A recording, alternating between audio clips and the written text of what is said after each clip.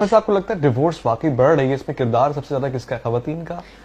دیکھیں کہا جاتا ہے کہ روز محشر جہنم میں خواتین زیادہ ہوں گی. اچھا، اب وہ خواتین دیکھیں بڑی خوبصورت حدیث ہے کہ خواتین زیادہ ہوں گی. یہ میں بھی ایک خاتون ہوں اور میں اس چیز کو جانتی ہوں، اور مولا کا یہ قول بھی کہ خاتون کا جو ٹسنا ہے وہ بچوں کی مانند ہوتا ہے. اور کہیں رسول اللہ صلی اللہ علیہ وسلم کہتے ہیں اور ہمیں حدیث ملتی ہے کہ جس گھر میں عورت کی سرداری ہوگی وہ گھر ناز پہ ہوگا، کیونکہ عورت جو ہے وہ ناقص العقل ہے. اگر مرد اس ناقص العقل کو اپنے گھر کا سربراہ بنا لے تو یقیناً دیکھیں کتنی خوبصورت بات ہے، مرد کی جنت اس کی ماں کے قدموں میں ہے، عورت کی جنت اپنے شوہر کے قدموں، اس کو راضی کرنے کے لیے چھوٹے امام کا قول ہے.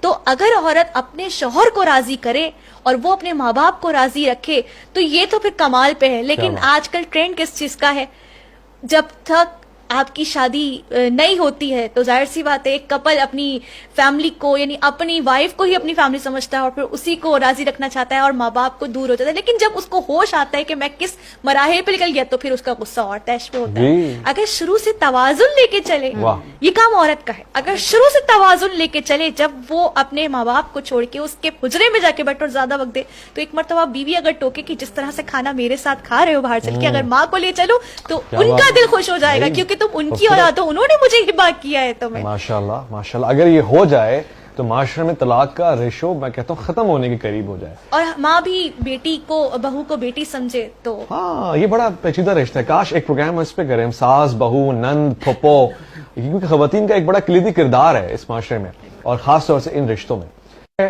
یہ ٹرینڈ اچھا ہے کہ جب اذان ہوتی ہے ہماری مشرقی خواتین سروں پہ چادر اوڑھ لیتی ہیں، یہ ٹرینڈ کیسا ہے، مناسب ہے؟ بہت خوبصورت ٹرینڈ ہے.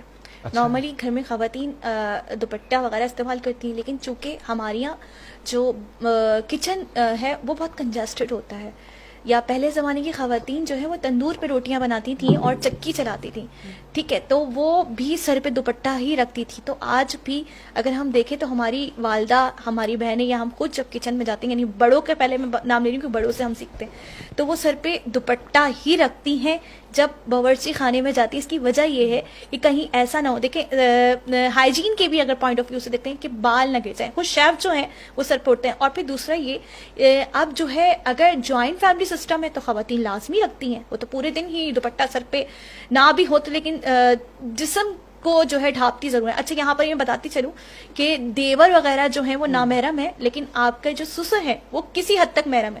تو اتنا خواتین ان سے بے شک حجاب نہیں کرتی کیونکہ باپ کی ہی جو ہے وہ زمرے میں لیتی ہیں، ان کو انہی کی طرح تعظیم کرتی ہیں باپ کی جیسے ہی. تو اسی لیے لیکن کچن میں جانا یا بیٹھنا آج بھی خواتین جو ہے مشرقی خاتون جو ہے وہ، کیونکہ حجاب کرنے سے کیا ہے، آپ کے کون کون سے جو ہے وقار یہ دیکھا جائے یا گھر کے ماحول یا آپ میں کیا تبدیلی آتی ہے. اگر دیکھا جائے 3 زاویے سے بتاؤں کہ سب سے پہلے آپ کا گھر نفسانی جو مرض ہے، نفسیاتی مریض ہونے سے بچ جاتا ہے، اور نفسانی خواہشات جو آپ کو فحیاشی کی تہذیب کی طرف لے کے جاتی ہے، پرافات تہذیب کی طرف لے کے جاتی ہے، وہ نہیں جاتی. کیونکہ جب آپ با حجاب ہوں گی، اللہ کی رحمت آپ پہ ہوگی تو آپ کی اولاد بھی جو ہے وہ نیک تربیت ہوگی. پھر دوسرا یہ کہ وہ عورت با وقار ہو جاتی ہے، اور تیسرا اس کے گھر کا ماحول بڑا بہترین ہوتا ہے. کیونکہ نارملی لوگ کہتے ہیں یا بزرگ کہتے ہیں کہ ہم نے سنا کہ اگر خاتون با حجاب ہوگی اور کردار میں با کمال ہوگی تو اس کا گھر بہت خوبصورت طریقے سے بستا ہے،